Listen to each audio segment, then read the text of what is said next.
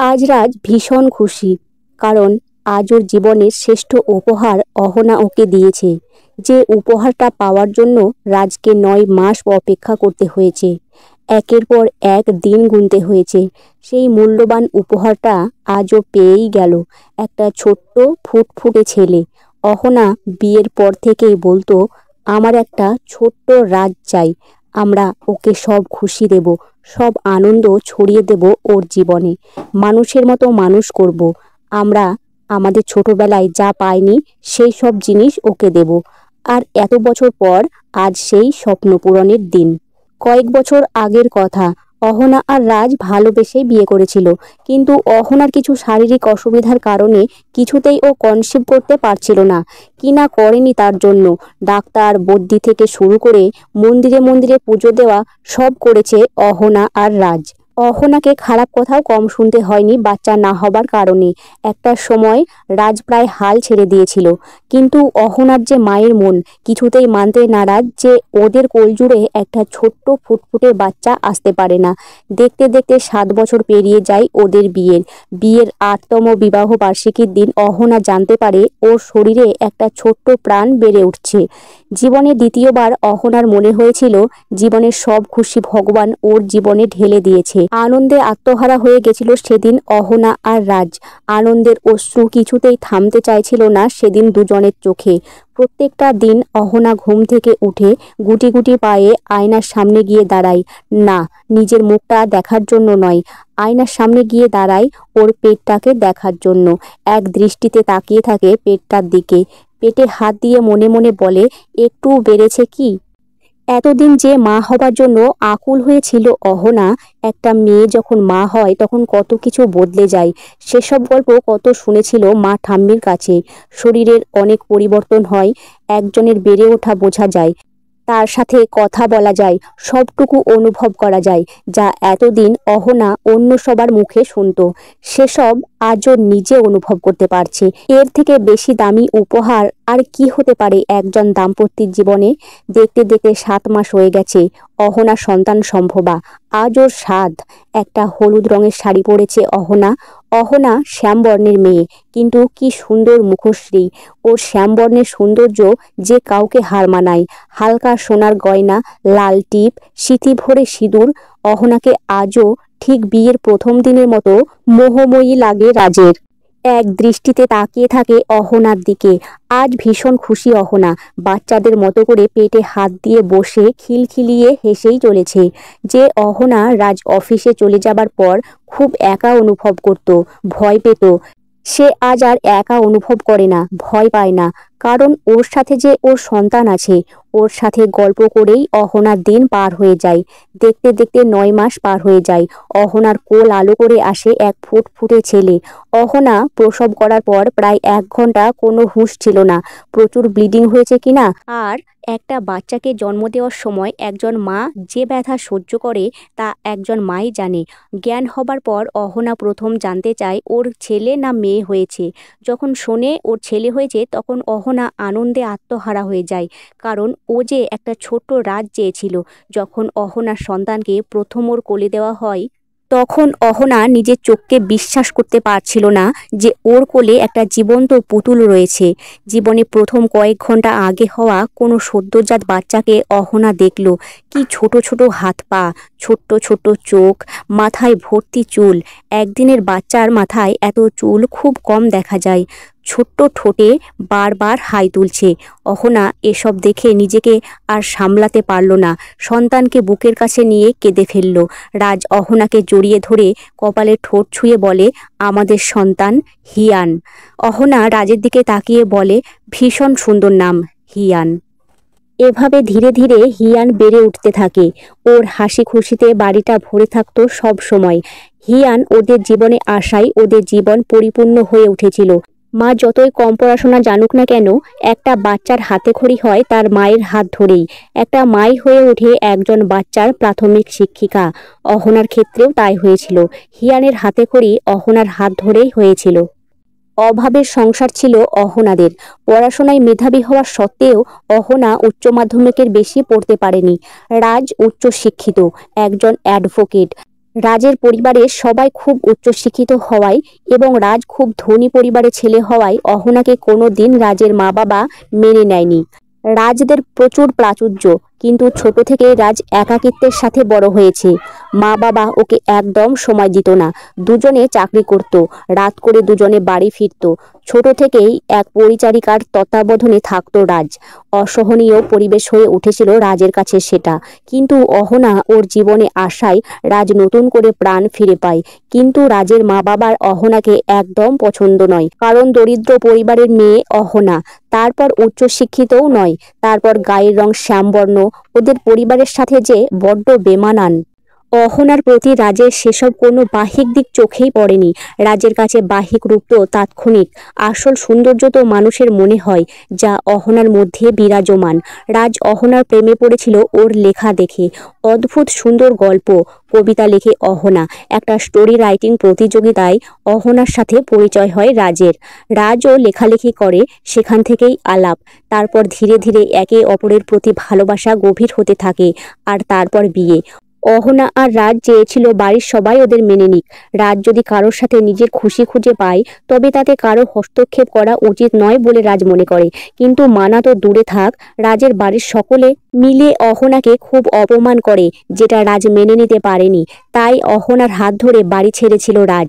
যদিও সেটাকে বাড়ি বলা চলে না, কারণ সেখানে কোনো মানসিক শান্তি নেই। অহনার সেদিন নিজেকে খুব ভাগ্যবতী মনে হয়েছিল। এত ভালোবাসা ওর কপালে ভগবান লিখে রেখেছিল, এটা ভাবতেই চোখের কোণে জল জমতে থাকে অহনার। যেই পরিস্থিতির মধ্যে অহনা বেড়ে উঠেছে, সেই পরিস্থিতির সম্মুখীন হিয়ানকে কোনোদিন হতে দেবে না অহনা। হিয়ানের হাজারো বায়না, হাজারো আবদার আর খুনসুটিতে দেখতে দেখতে 7 বছর পার হয়ে যায়। দেখতে দেখতে হিয়ানের 7 বছর বয়স হয়ে গেল। হিয়ান একটা ইংলিশ মিডিয়াম স্কুলে 2য় শ্রেণীতে পড়ে। স্কুলে বরাবরের মতো হিয়ানকে অহনায় নিয়ে যায়, কিন্তু প্রত্যেকবার একটা বিষয় লক্ষ্য করে অহনা, যেটার কারণে ওর মন ভার হয়ে যায়। স্কুলে কোনো বাচ্চার মাই অহনার সাথে সেভাবে কথা বলে না। সব মায়েরা এক জায়গায় জড়ো হয়ে কত গল্পই না করে, কিন্তু অহনা স্কুলের দরজার কোণার দিকে দাঁড়িয়ে তাকিয়ে থাকে স্কুলের ভেতর পর্যন্ত। হিয়ানের হাত নাড়া যতক্ষণ না ঝাপসা হয়ে যায়, অহনার চোখে ঠিক ততক্ষণ এক দৃষ্টিতে তাকিয়ে থাকে। ততক্ষণে সব মায়েদের আড্ডা জমে ওঠে, কিন্তু অহনাকে কেউ ডাকে না তাদের দলে। তারা হলেন সব উচ্চশিক্ষিতা, সুন্দরী, চালচলন সম্পূর্ণ আলাদা। তাদের সাথে অহনা যে বড্ড বেমানান। অহনা খুব সাদামাটা মেয়ে, না সে উচ্চশিক্ষিতা, না সে সুন্দরী। বাইরের জগতের সব মানুষের কাছে অহনা হয়তো সুন্দরী নয়, কিন্তু রাজের চোখে অহনা যেন ভুবন সুন্দরী। অহনার এসব বিষয়ে কখনো কখনো মন খারাপ হলেও পরবর্তী সময় সবটা ভুলে যায়, যখন অহনা রাজের বুকে নিশ্চিন্তে থাকে। আর যখন হিয়ান তার ছোট্ট হাত দুটো দিয়ে অহনার মুখটা ধরে গালে চুমু দেয়, অহনা মনে মনে বলে, আমি এই দুনিয়ার সমস্ত অবহেলা নিমিষে ভুলে যেতে পারি, যদি তুমি আর হিয়ান আমার পাশে এভাবেই থাকো। আর কাউকে প্রয়োজন নেই আমার, কাউকে নয়। অহনার সারাটা দিন পার হয়ে যেত হিয়ানকে সময় দিতে দিতে। ভোরবেলা তড়িঘড়ি করে ওঠা, রান্না করা, হিয়ানের টিফিন, সব কিছু এক হাতে করে অহনা। তারপর প্রায় 30 মিনিট হিয়ানের পিছনে খাবারের থালা নিয়ে ছুটতে হয় অহনাকে। ভালোবাসায় পরিপূর্ণ ছিল ওদের ছোট সংসার।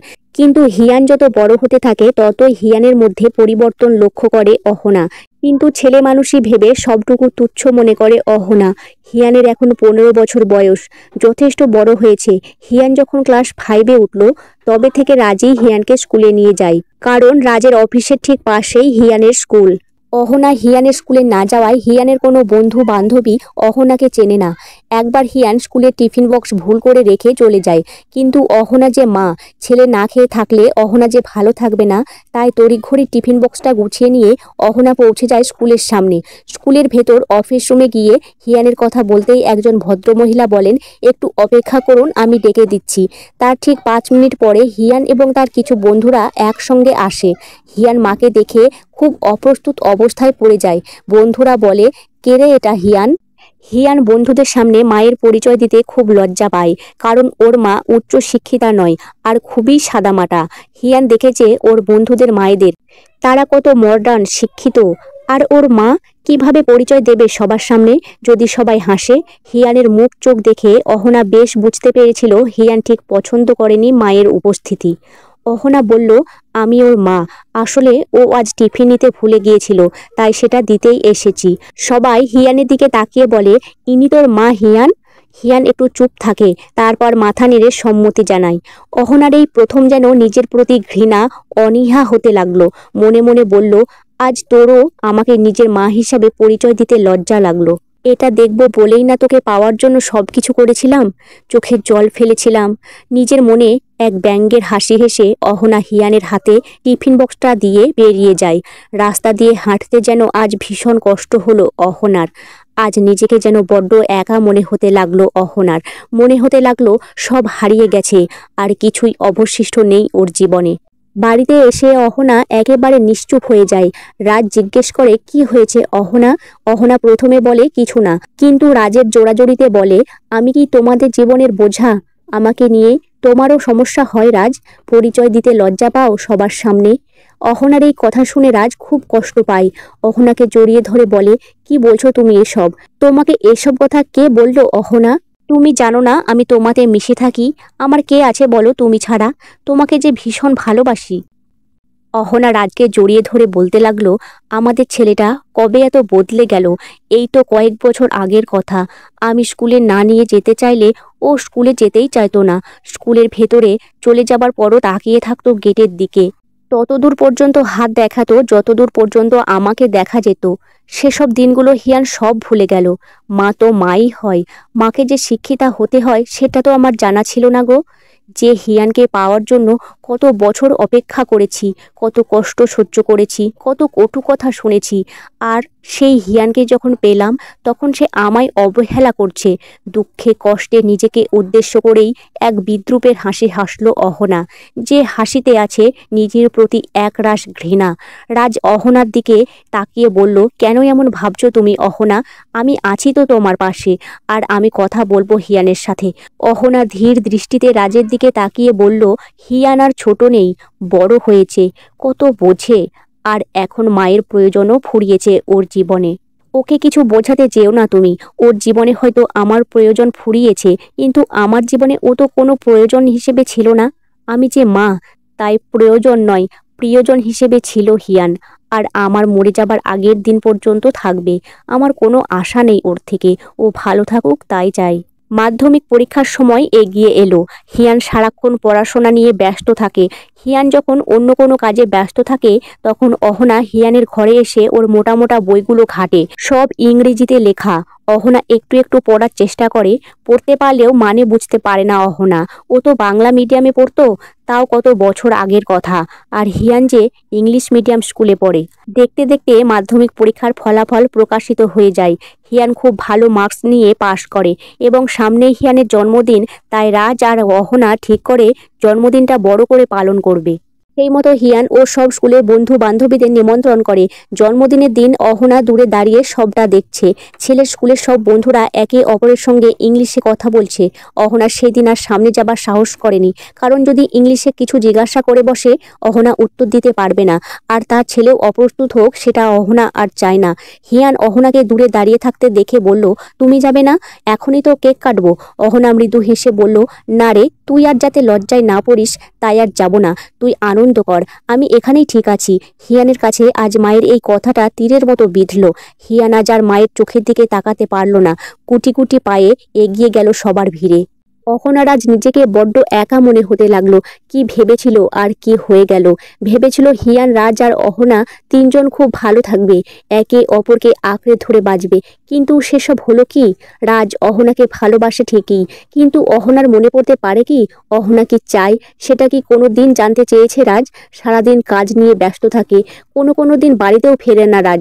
নতুন নতুন কেস নিয়ে বাইরে বাইরে যেতে হয় ওকে, আর নিঃসঙ্গতা কুড়ে কুড়ে খাই অহনাকে। আর হিয়ানও নিজের মতো থাকে।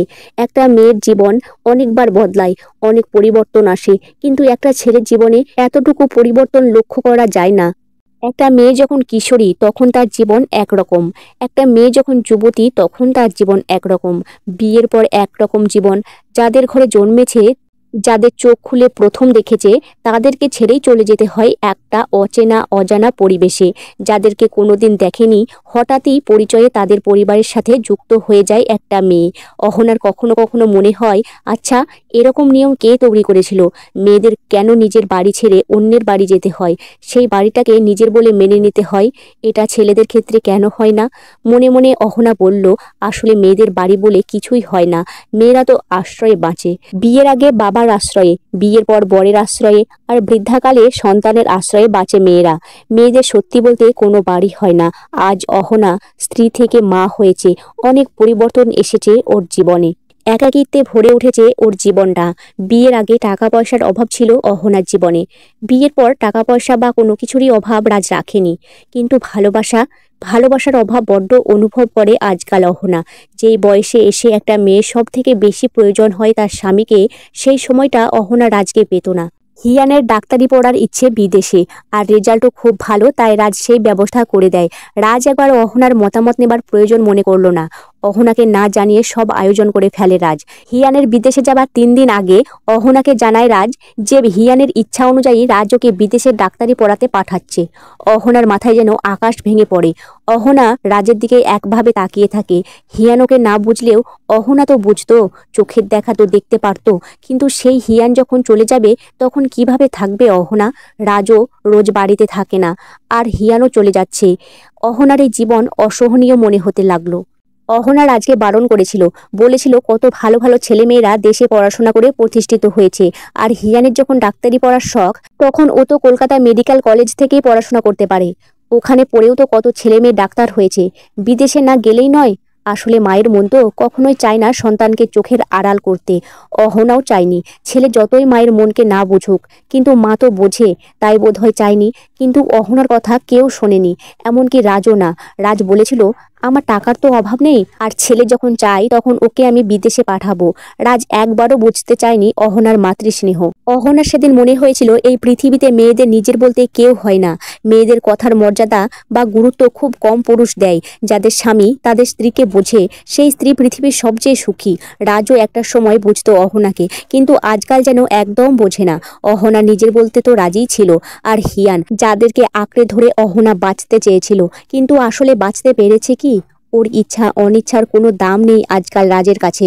অহনা হিয়ানকে একবার শুধু জিজ্ঞাসা করেছিল, তুই তাহলে চলে যাবি বলে ঠিক করে নিয়েছিস? হিয়ান বলল, অফকোর্স, ওখানে গিয়ে পড়াশোনা করার সুযোগ কটা ছেলে মেয়ে পায়, আমি পেয়েছি, আর সেটা আমি ছাড়বো না। অহনা বলল, আর আমাকে ছাড়া যায় বল নিমেষে? হিয়ান বলল, তোমাকে কে ছাড়ছে? তোমার তো কোনো কিছুর অভাব নেই, তুমি থাকবে বাড়িতেই। এই বলে হিয়ান ঘর থেকে বেরিয়ে চলে যায়। অহনা হিয়ানের যাওয়ার দৃষ্টির দিকে একভাবে তাকিয়ে থাকে। মনে মনে বলে, আমার কিসের অভাব তা তোরা আজ বুঝবি না। যেদিন আমি আর থাকবো না সেদিন তোরা সবটা বুঝতে পারবি। সেদিন রাতে অহনা বিছানায় শুয়ে ফুপিয়ে কাঁদতে থাকে, কিন্তু আশ্চর্য ঘটনা, রাজ সেটা বুঝতেই পারল না, বা হয়তো বোঝার চেষ্টা করলো না। অহনার জীবনে হয়তো সেই টাকা পয়সা, খাবার, পোশাক এগুলোর অভাব ফুরিয়েছে, কিন্তু ভালোবাসা, তার অভাব আজকাল আর পূরণ হয় না।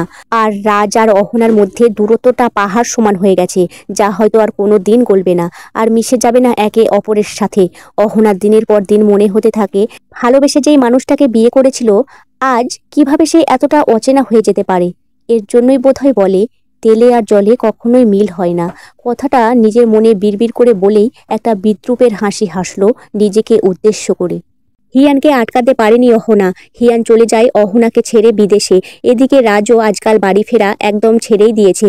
রাজের যেদিন বাড়ি ফেরার কথা থাকে, অহনা সেদিন চাতক পাখির মতো বসে থাকে রাজের ফেরার অপেক্ষায়। কিন্তু কোনো পরিবর্তন হয় না রাজের ব্যবহারে। আর 5টা স্বামী যেমন হয়, রাজ তেমন আর নেই। বাড়ি ফিরে বউকে এখন আর শক্ত করে জড়িয়ে ধরে না, কানের কাছে মুখটা এনে এখন আর হাজারবার বলে না, ভালোবাসি ভালোবাসি ভালোবাসি। সুখ দুঃখের কথাও বলে না, যেন এক জড় বস্তু। সারাদিন বাইরে থেকেও কাজ মাথায় নিয়ে বাড়ি ফেরে, এসেই খেয়ে দিয়ে ঘুমিয়ে পড়ে রাজ। এটা কি কোনো জীবন? অহনার এখন নিজেকে যন্ত্রমানব মনে হয়, ঠিক একটা জীবন্ত লাশ। অহনা বুঝতে পারে না ওর কি অপরাধ ছিল। রাজ তো ভালোবেসেই বিয়ে করেছিল অহনাকে, যার কারণে রাজ বাড়ি পর্যন্ত ছেড়েছিল। আর আজ সেই রাজ অহনাকে বুঝতে পারে না, হয়তো বা চায় না। তবে কি রাজ আবেগের বশে বিয়ে করেছিল আমাকে, যে আবেগ চিরকাল থাকে না? অহনার মনে আজকাল এসব প্রশ্ন ঘুরপাক খেতে থাকে। তবে অহনা আজকাল আর বোঝাতে চায় না, ও এখন নিশ্চুপ। ধীরে ধীরে হিয়ানও ব্যস্ত হয়ে পড়ে, বিদেশে বেফুয়ে নিজেকে পুরোপুরি পাল্টে ফেলে। হাবভাব, আদব কায়দা সব ব্রিটিশদের মতো। দেখতে দেখতে 6 বছর পার হয়ে যায়। হিয়ান এখন মস্ত ডাক্তার। এই 6 বছরে হিয়ান আর অহনার সেভাবে কথা হয়নি। হিয়ান ওর বাবাকেই ফোন করতো, ফোনে কথা বলতো, আবার ভিডিও কলও করতো, কিন্তু অহনার সাথে কখনো কথা বলতো না। বিদেশে যাবার আগে যেটুকু অহনা আর হিয়ানের সম্পর্ক ছিল সেটুকু বিদেশে যাবার পর রইল না। যেটুকু বাকি ছিল সেটুকুও বাকি ছিল না। হিয়ান কখনো ফোন করে মায়ের সাথে কথা বলতে চাইতো না। অহনা অপেক্ষা করে থাকতো কখন হিয়ান ফোন করবে। আর অহনা অ্যান্ড্রয়েড ফোন ব্যবহার করতে পারতো না, তাইও হিয়ানকে ভিডিও কলও করতে পারতো না। ছেলেকে দেখার জন্য মন সবসময় ছটপট করতো অহনার। হিয়ান যখনই ফোন করতো অহনা দৌড়ে যেত একটু দেখার জন্য। অহনা ফোনটা হাতে নিয়ে একটু কথা বলতে না বলতেই হিয়ান বলতো, এখন ব্যস্ত আছি, তোমার সঙ্গে পরে কথা বলবো, এই বলে ফোন রেখে দিত হিয়ান। এদিকে লক্ষ যোজন দূরত্ব বেড়েছিল রাজ আর অহনার। রাজের এখন অহনাকে অসহনীয় লাগে। আর যাই হোক, একটা অশিক্ষিত মেয়ের সাথে একজন ব্যারিস্টার সারা জীবন কাটাতে পারে না। অহনা একদিন প্রশ্ন করেই বসে, আফসোস হচ্ছে বলো? বুঝি আমি, সবটাই বুঝি। তুমি আর হিয়ান হলে শিক্ষিত মানুষ, তোমাদের মাঝে আমি সত্যি বড্ড বেমানান। যখন তোমরা তোমাদের প্রয়োজন মনে করেছো আমাকে পাশে পেয়েছো, আর আজীবন পাবে। তোমাদের জীবনে হয়তো আমাকে আর কোনো প্রয়োজন নেই, তবে আমি তো তোমাদের কখনো প্রয়োজন বলে মনেই করিনি, সব সময় প্রিয়জন মনে করেছি। আমাকে তোমরা যত অবহেলা করো আমি তোমাদের থেকে মুখ ফিরিয়ে নেব না। অহনা তার কথা রেখেছে। বিয়ে করে এসেছিল 20 বছর বয়সে, দেখতে দেখতে 35টা বছর পার করে ফেলেছে এই সংসারে। যদিও এটাকে সংসার বলে না, তবুও অহনার এখন 55 বছর বয়স, কিন্তু ও ওর কথা রেখেছে। নিজের দায়িত্ব কর্তব্য থেকে একটুও পিছু পা হয়নি। সবার পরিবর্তন হয়েছে, শুধু অহনা সেই এক রয়ে গেছে। আসলে মায়েরা বদলে যায় না, বদলে যেতে পারে না। আজ অহনার খুব খুশির দিন, কারণ এত বছর পর হিয়ান আজ বাড়ি ফিরবে। অহনার আর খুশি ধরে না। ফ্লাইট কলকাতায় পৌঁছতে পৌঁছতে সকাল 11টা হয়ে যাবে। অহনার সকাল থেকেই তোড়জোড়। হিয়ান যা যা খেতে ভালোবাসে সব কিছু অহনা তৈরি করেছে।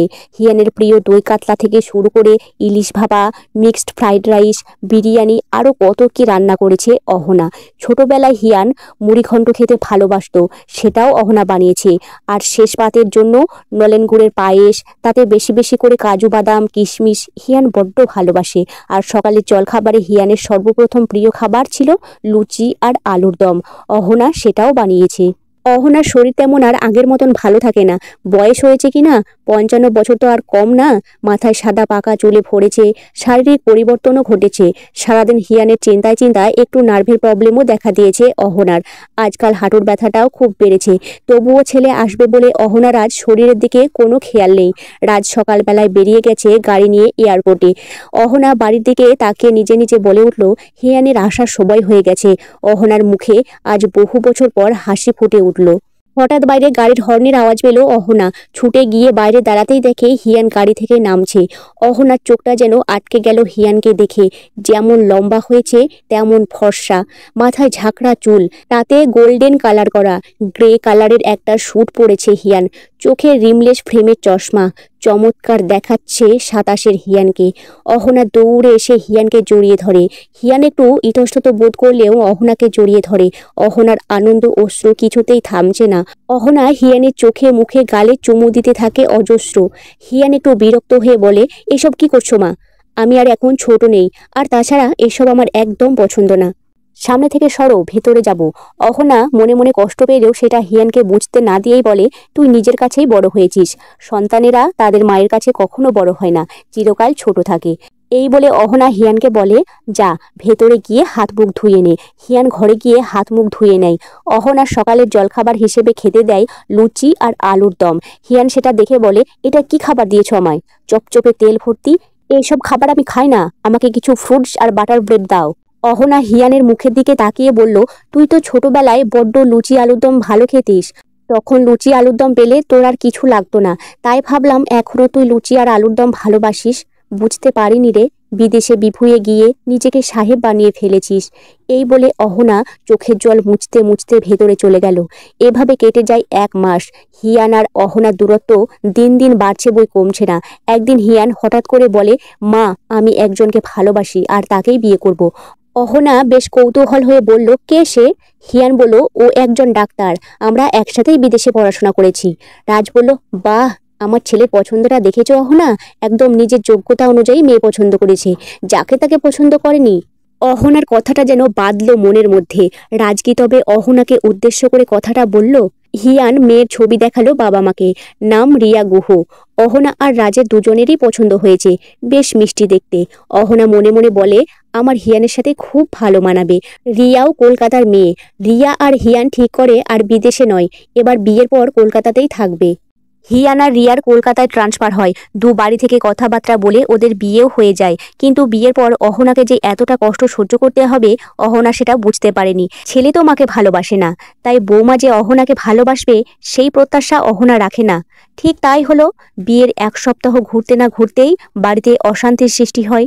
অহনার এমনি শরীর খারাপ, তার উপর সব কিছু রিয়া অহনাকে দিয়ে করায়। বাড়িতে কাজের লোক থাকার সত্ত্বেও হিয়ানও বাধা দেয় না, বলে, ও তো তোমার মেয়ে, ওর কিছু কাজ করে দিলে তোমার কি খুব অসুবিধা হবে? অহনা চুপ করে থাকে। তারপর মৃদু হেসে বলে, না রে, আমার কোনো অসুবিধা নেই, আমি সব কাজ করে দেব তোদের। কিন্তু তারপরেও রক্ষে হলো না।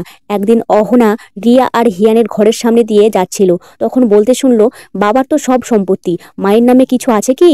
তাহলে কেন মাকে আমাদের সাথে রাখবো? বৃদ্ধাশ্রমে পাঠিয়ে দিলেই তো হয়। খাওয়া খরচা কি কম আজকালকার দিনে? এরপর আমাদের সন্তান হবে, তাদেরও তো ভবিষ্যৎ আছে। বাবা যতদিন বেঁচে আছে ওই দুমুঠো খেতে দিয়ে দেব। অহনার আজ ভীষণ কষ্ট হলো কথাগুলো শুনে। বয়সকালে দাঁড়িয়ে বাবা মায়েরা কি বোঝা হয়ে যায় সন্তানদের কাছে? একটা মা কেন এমনটা ভাবে না কখনো? মা যখন সন্তানকে 10 মাস পেটে রাখে, তখন তো মায়ের সন্তানকে বোঝা মনে হয় না?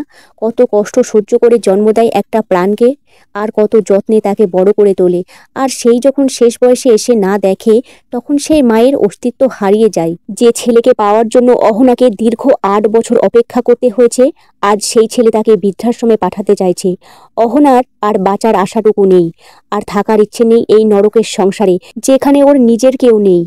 অহনার আজ একটা প্রশ্নের উত্তর জানতে খুব ইচ্ছা করছে। মেয়েদের কি নিজের বলে এই পৃথিবীতে কিছু হয় না? মনে মনে নিজেই উত্তর দিল, বোধহয় হয় না। তখন প্রায় মধ্যরাত। অহনা টেবিল ল্যাম্পে তলায় বসে একটা চিঠি লিখছে। যেই চিঠিটা একেবারে খোলা চিঠি, যা হিয়ানকে উদ্দেশ্য করে লিখেছে অহনা। অহনা লিখেছে, তোর মনে আছে হিয়ান, যখন তুই ছোট ছিলি তখন তুই আমাকে ছাড়া আর কিছুই বুঝতিস না। তখন একটু আমি চোখের আড়াল হলেই তুই কান্না জুড়ে দিতিস, ভালোবাসতিস তখন আমায় খুব। যখন খুব কাঁদতিস, তখন তোকে আমার বুকের কাছে আনলেই তুই চুপ হয়ে যেতিস। তখন প্রতিটা মুহূর্তে তোর আমাকে প্রয়োজন হতো। কিন্তু বড় হবার সাথে সাথে তোর আর সেই ভালোবাসাটা আমি আর অনুভব করতে পারিনি। আমি অসুন্দর, আমি অশিক্ষিত, তাই তোর আমাকে সবার সামনে পরিচয় দিতে খুব সম্মানে লাগতো। তোর বন্ধুদের সামনে আমাকে নিয়ে যেতে খুব লজ্জা পেতিস। কিন্তু বিশ্বাস কর, আমার খুব কষ্ট হতো। মায়েরা কি সুন্দর আর শিক্ষিত হলেই মা হয়? তাছাড়া কি মা হওয়া যায় না রে? আমি বুঝতে পারিনি রে, যে যাকে পাওয়ার জন্য আমাকে তপস্যা করতে হয়েছে 8 বছর, তার কাছে একদিন আমি অপ্রয়োজনীয় মানুষ হয়ে যাব। তোর বাবা কিন্তু একসময় আমাকে সত্যিই খুব ভালোবাসতো, যার হাত ধরে আমি ঘর ছেড়েছিলাম। কিন্তু সেই মানুষটার আমার প্রতি অবহেলা মেনে নিতে পারিনি, জানিস? খুব কষ্ট হতো। তোর বিদেশে যাওয়াটাও আমি চাইনি, জানিস? তোর বাবা তো প্রায় দিন বাড়িতে ফিরতো না কাজের কারণে, আর তুইও চলে যাবি সেটা চাইনি। একা থাকতে ভয় পেতাম কি না? কিন্তু কেউ একবারও সেটা ভাবেনি। আমাকে একা করে চলে গেলি তোরা। এত বড় বাড়িতে একা থাকা যায় বল? পুরো বাড়িটা খা খা করতো তোদের ছাড়া। তোরা বুঝবি কি করে? তোরা তো আমার অস্তিত্বকে এতটুকু গুরুত্ব দিসনি। যাই হোক, যখন বিদেশ থেকে ভিডিও কল করতিস, একবারও আমি কেমন আছি জানতে চেয়েছিস? চাসনি। কিন্তু তোকে দেখার জন্য কতটা উদগ্রীব হয়ে বসে থাকতাম সেটা বোধহয় তুই বুঝতে পারিসনি। তুই এখন সাহেব, তাই তোর আর বাঙালি খাবার ভাল লাগে না। কিন্তু জানিস, তুই যেদিন আসবি তার আগের দিন থেকে আমি সব মনে মনে করে তোর পছন্দের খাবারগুলো বেছে রেখেছিলাম, কিন্তু তুই সেগুলো পছন্দ করিসনি। আজ তোর বিয়ে হয়ে গেছে, ঘরে নতুন বউ এসেছে, আজ আমি পুরোপুরি অপ্রয়োজনীয় একটা মানুষ তোদের জীবনে, বোঝাও বলতে পারিস। কিন্তু আমি তো কোনোদিন চাইনি তোদের জীবনে বোঝা হয়ে থাকতে। আজ তোদের ঘরের সামনে থেকে যাওয়ার সময় তোর আর বৌমার কথা শুনেই ফেললাম। এত বড় বাড়িটায় আমাকে রাখার আর জায়গা নেই, তাই তোরা আমাকে বৃদ্ধাশ্রমে পাঠাতে চাস। এটা আর সহ্য করতে পারলাম না, বিশ্বাস কর। আর চাই না তোদের জীবনে বোঝা হয়ে থাকতে, তাই এটাই আমার প্রথম এবং শেষ চিঠি তোকে লেখা। এটা যখন তোর হাতে পড়বে তখন আমি বহু দূর, তোদের সবার থেকে বহু দূরে চলে যাব। তোরা আর চাইলেও আমাকে খুঁজে পাবি না। ইতি তোদের আশ্রিতা। অহনা ধীর পায়ে এগোতে থাকলো হিয়ানের ঘরের দিকে। ধীরে ধীরে দরজা খুলে হিয়ানের মাথার কাছে টেবিলটায় রেখে দিল চিঠিটা। একবার হিয়ানের মাথায় হাত বোলালো। তারপর ধীর পায়ে হাঁটতে হাঁটতে অন্ধকারে মিলিয়ে গেল অহনা। রাজের ঘরে গিয়েও দেখে এসেছে শেষবার। আজ আর অহনার কোনো মায়া নেই এই সংসারের প্রতি। এটা আর ওর গোছানো সংসার না। মুখে বলে দিলেই যদি সংসার হয়ে যেত তাহলে বোধহয় সবাই সংসার করতে পারত। অহনা চোখের জল মুছে ধীর পায়ে বেরিয়ে গেল ঘর থেকে। ঘড়িতে ঢং ঢং করে 3:30 বাজলো। অহনা একবার পুরো বাড়িটাকে দেখল। রাতের অন্ধকারে যেন ভুতুড়ে বাড়ি মনে হলো। চারিদিকের অন্ধকারে ধীরে ধীরে অহনা মিলিয়ে যেতে থাকলো। সকাল 9টার আগে বাড়ির কারো ঘুম ভাঙে না। একমাত্র অহনা ছিল যে ভোরে ঘুম থেকে উঠত, উঠে সবার জন্য চা বানাতো। সবাইকে ঘুম থেকে ডেকে তোলার অ্যালার্ম ঘড়ি অহনাই ছিল। আজ সকালে সব ব্যতিক্রম হলো।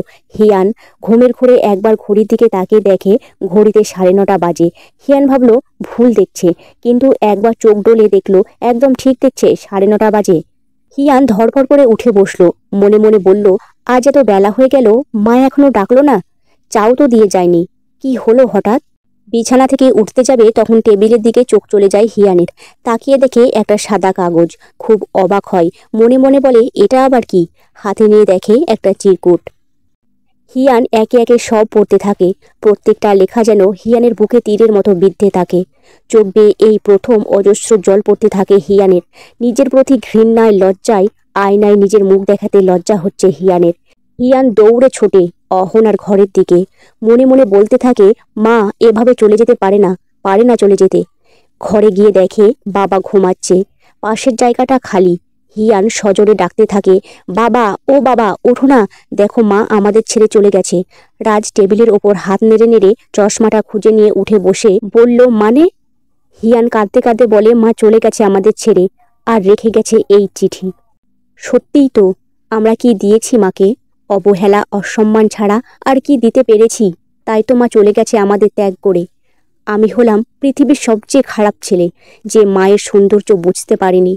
যেই মা আমাকে নিজের জীবনের থেকে বেশি ভালোবেসেছে, তাকে আমি কষ্ট দিয়েছি সারা জীবন। কেউ বুঝেনি আমার মায়ের কষ্ট, কেউ বুঝতেও চায়নি। হিয়ান হাউ হাউ করে কাঁদতে থাকে। মাকে কোথায় খুঁজবো বলো না বাবা, কোথায় হারিয়ে গেল মা? অহনার বাড়ি ছেড়ে চলে যাবার পর কেটে গেছে প্রায় 2 বছর। এই 2 বছরে হিয়ান রাজ তন্ন তন্ন করে খুঁজেছে অহনাকে। এমনকি সংবাদপত্রে অহনার ছবি দিয়েও খোঁজ করেছে, কিন্তু ফল কিছুই হয়নি। কোনো খোঁজ পাওয়া যায়নি অহনার। হিয়ান নিজের ভুলটুকু শুধরে নিতে পারেনি নিজের মায়ের পা ধরে ক্ষমা চাইতে। বাড়ির লক্ষ্মী যে বাড়ি ছেড়ে চলে গেছে, তাই এখন আর বাড়িতে কোনো শান্তি নেই। খাই দায়, কাজে বেরিয়ে যায়, আবার বাড়ি ফিরে ঘুমোয়। জীবনটা যেন জাতাকলে পরিণত হয়েছে। এক একজন যেন যন্ত্রমানব। সুখ শান্তি কবেই হারিয়ে গেছে ওদের জীবন থেকে। আজ আকাশের মুখটা ভার হয়ে আছে সকাল থেকেই। এরকম কনকনে ঠান্ডায় যদি আকাশের মুখ ভার হয়, তবে তার থেকে খারাপ আর কিছু হতে পারে না। রাস্তায় জ্যামে আটকে আছে হিয়ান। জানালার কাঁচটা নামিয়ে বাইরের পরিবেশটায় চোখ বোলাতে থাকে হিয়ান। হঠাৎ চোখে পড়ে যায় দূরে এক বার্নারের দিকে, যেখানে লেখা আছে আগামী 10ই জানুয়ারি এক গল্প লেখার প্রদর্শনী হতে চলেছে। নানা লেখকের বাছাই করা শ্রেষ্ঠ গল্প নিয়ে হতে চলেছে এই প্রদর্শনী। হিয়ানের তখনই মনে পড়ে গেল মাও তো লিখতে ভালোবাসতো খুব। হঠাৎই মনটা ভার হয়ে গেল হিয়ানের। কখন সিগন্যাল গ্রিন হয়ে গেছে খেয়াল নেই। পিছনে গাড়ির হর্নের আওয়াজে স্তম্ভিত ফিরল হিয়ানের। তাড়াতাড়ি জানালার কাঁচটা উঠিয়ে দিয়ে গাড়ি এগোতে লাগলো। বাড়িতে এসে হিয়ান বলে, আজকে বাড়ি ফেরার পথে দেখলাম একটা বিশাল বার্নার, যাতে বড় বড় করে লেখা আছে দেখলাম গল্প প্রদর্শনীর কথা। হিয়ান বলল, মাও তো গল্প লেখার প্রদর্শনী দেখতে বা বিয়ের আগে অংশগ্রহণ করত। আমাদের কারণে মা সেই স্বপ্নটা পূরণ করতে পারেনি, তাই আমার খুব যেতে ইচ্ছে করছে। রাজ্যের আজকাল বড্ড অনুশোচনা হয়। মনে মনে বলে, যদি সত্যি তোমাকে খুঁজে পেতাম অহনা, তুমি কোথায় তাও জানি না। তোমাকে কদর না করার শাস্তি প্রতিটা পদে পাচ্ছি এখন। হিয়ান খেয়াল করলো বাবা যেন একটা ঘোরের মধ্যে ডুবে রয়েছে। সজোরে ডাকলো, বাবা, ও বাবা। রাজ মুখ তুলে তাকিয়ে বলে, হ্যাঁ। হিয়ান বলে, আমরা কালকে যাব তো? রাজ বলে, অবশ্যই যাব। আজ 10ই জানুয়ারি। সকাল থেকেই সবাই অধীর আগ্রহে অপেক্ষা করছে প্রদর্শনীতে যাবার জন্য। হিয়ান আজ হসপিটাল থেকেই ফিরেছে তাড়াতাড়ি। অপেক্ষা বিকেলের। যথাসময়ে প্রত্যেকে হাজির হয় প্রদর্শনীর জায়গায়। সে কি বিশাল গল্পের মেলা, অজস্র লেখকদের ভিড়। সেখানে হিয়ান লক্ষ্য করলো একজন লেখিকার লেখায় বহু সংখ্যক। লেখিকার নাম আরাধ্যা। হিয়ানের নামটা খুব চেনা লাগলো, কোথাও যেন দেখেছে। হঠাৎই মনে পড়ল, আরে এনার লেখা তো এখন প্রায় সব পত্রিকাতেই ছাপা হয়। খুব বড় মাপের লেখিকা, কিন্তু কোনোদিন ওনার ছবি ছাপা হয়নি কাগজে। হিয়ান খুব মন দিয়ে কিছু লেখা পড়ল। মনে মনে বলল, কেউ এত সুন্দর কিভাবে লিখতে পারে। মনে মনে লেখিকার সাথে খুব দেখা করার ইচ্ছে হলো। হিয়ান রিয়াকে বলল, তুমি এখানে বাবার সাথে একটু থেকো, আমি আসছি। এই বলে হিয়ান চলে গেল প্রদর্শনী কমিটির কাছে। গিয়ে বলল, আচ্ছা, এখানে বেশিরভাগ লেখাই তো আরাধ্যা দেবীর, তা উনি কি এসেছে না যেখানে? আমার ওনার সাথে একবার দেখা করার খুব ইচ্ছে ছিল। তখন কমিটির একজন সদস্য বলেন, হ্যাঁ উনি এসেছেন তো, কিছুক্ষণ পরেই উনি আর ওনার মেয়ে আসবেন সবার সামনে। হিয়ান বলল, ও আচ্ছা ঠিক আছে। হিয়ান ফিরে গেল ওর বাবা মায়ের কাছে। ঠিক কিছুক্ষণ পর আরাধ্যা দেবী তার মেয়ের সাথে প্রদর্শনীর মঞ্চে উপস্থিত হয়, যাকে সবাই সাধারণভাবে দেখলেও রাজের পরিবার তা দেখল না। রাজ, হিয়ান, রিয়া প্রত্যেকে যেন বিশ্বাস করতে পারছে না, হ্যাঁ ইনি আর অন্য কেউ নয়, ইনি হলেন অহনা, যে কিনা নাম বদলে ফেলেছে, তার সাথে একটা মেয়ে। হিয়ান বলল, এ কিভাবে সম্ভব? অহনা একটা লাল পাড় গরদের শাড়ি পরেছে, মাথায় সাদা পাকা চুলেও অহনাকে দিব্যি দেখাচ্ছে। হিয়ান যেন বিশ্বাস করতে পারছিল না যে মা এই 2 বছরে এত কিছু করে ফেলেছে। আরাধ্যা দেবী মানে অহনা তার মেয়েকে কাছে ডেকে সবার সামনে বলেন, এই হলো আমার মেয়ে সারা।